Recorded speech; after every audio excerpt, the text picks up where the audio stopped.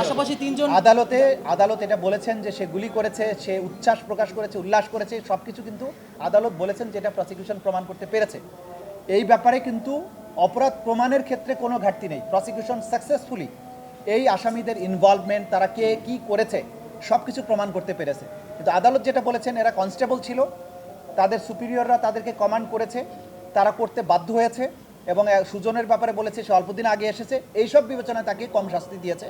যেটার ব্যাপারে আমাদের আপত্তি আছে, যেটার ব্যাপারে আমরা মনে করি যে এই মুহূর্তে তো আদালতের রায়ের ব্যাপারে আমাদেরকে শিরোধার্য রায় মানতে হচ্ছে, কিন্তু যেহেতু অ্যাপিলের ফোরাম আছে, আমরা অ্যাপিলে যাব। এই সাজাটা বৃদ্ধির জন্য আমরা সুপ্রিম কোর্টে যে তিনজনকে মৃত্যুদণ্ড দিচ্ছে তারা থামাতে পারতেন এই হত্যাকাণ্ড, এরকম একটা অবজারভেশন ট্রাইব্যুনাল দিয়েছেন। কারণ তারা যেই তিনজন মৃত্যুদণ্ড আজকে পেয়েছেন সাজা, তাদের তো কমান্ডিং ছিল, তারা এখানে অনেক যারা কনস্টেবল ছিলেন, তারা চাইলে থামাতে পারতেন, এরকম একটা অবজারভেশন। না, সেটা হচ্ছে যারা সুপিরিয়র ছিল, যাদেরকে মৃত্যুদণ্ড দেওয়া হয়েছে, তাদের ব্যাপারে বলা হয়েছে তারা সুপিরিয়র কমান্ডার ছিল, তাদের দায়িত্ব ছিল এদেরকে থামানো অথবা এটার শাস্তিমূলক ব্যবস্থা গ্রহণ করা। তারা সেটা করেনি, উল্টো তারা কমান্ড দিয়েছেন, আদেশ দিয়েছেন, নির্দেশ দিয়েছেন, সে কারণেই তাদেরকে কমান্ড রেসপন্সিবিলিটিতে মৃত্যুদণ্ড দেওয়া হয়েছে। সম্পত্তির ব্যাপারে কি বলা হয়েছে? ট্রাইব্যুনালের আইনে যেটা বলা হয়েছে যে ট্রাইব্যুনাল অপরাধ প্রমাণ হলে আসামিদেরকে মৃত্যুদণ্ড অথবা অন্য কোনো সাজা দিতে পারবেন। সুতরাং প্রথম শব্দটা ছিল মৃত্যুদণ্ড, অন্য কোনো সাজা প্রপোর্শনেট টু দি তাদের গ্র্যাভিটি অফ দি অফেন্স, এটা বিবেচনা করে অন্য সাজা ট্রাইব্যুনাল অবশ্যই দিতে পারবেন। কিন্তু বিবেচ্য বিষয় হচ্ছে যে যাদের অপরাধ প্রমাণিত হয়েছে তাদের অপরাধের যে গ্র্যাভিটি তার প্রপোর্শন অনুযায়ী যথার্থ হলো কিনা সেটাই বিবেচ্য বিষয়। আমরা সেই জায়গাটাতে বলছি যে গ্র্যাভিটি অনুযায়ী এটা প্রপোর্শনেট হয়নি, সে কারণে আপিলের কথাটা আমরা ভাবছি।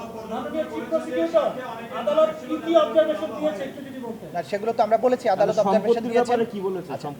যে তিনজনের বিরুদ্ধে মৃত্যুদণ্ড দেওয়া হয়েছে তাদের যত সম্পদ আছে সেগুলো রাষ্ট্রের অনুকূলে বাজেয়াপ্ত করার জন্য নির্দেশ দেওয়া হয়েছে। আর বাকিটা এই বাজেয়াপ্তকৃত সম্পদ কাদেরকে দেওয়া হবে সেই ব্যাপারটা পূর্ণাঙ্গ রায় পেলে আমরা হয়তো বুঝতে পারবো যে সেখানে কী ধরনের অবজারভেশন আছে। অবজারভেশন যেটা আছে আমরা দেখে বলবো, কারণ হাজার হাজার পুলিশ ছিল, সবার বিরুদ্ধেই তো আর মামলা করা যাবে না।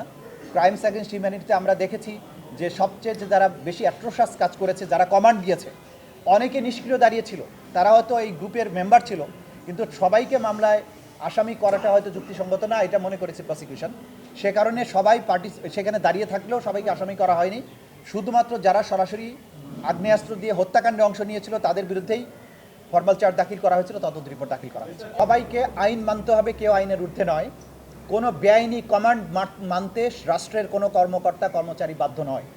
প্রত্যেক কর্মকর্তা কর্মচারীকে আইন অনুযায়ী আচরণ করতে হবে। ঊর্ধ্বতন কর্তৃপক্ষ যদি আপনাকে বেআইনি কাজ করতে নির্দেশ দেয়, আপনি সেটা অমান্য করবেন, কারণ সেটি মানতে আপনি বাধ্য নন। এটাই হচ্ছে আইনের মেসেজ, আদালতের রায়ের মাধ্যমে এটি মেসেজ।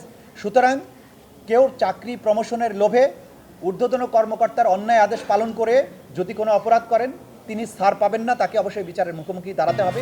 আদালতের রায়টা হচ্ছে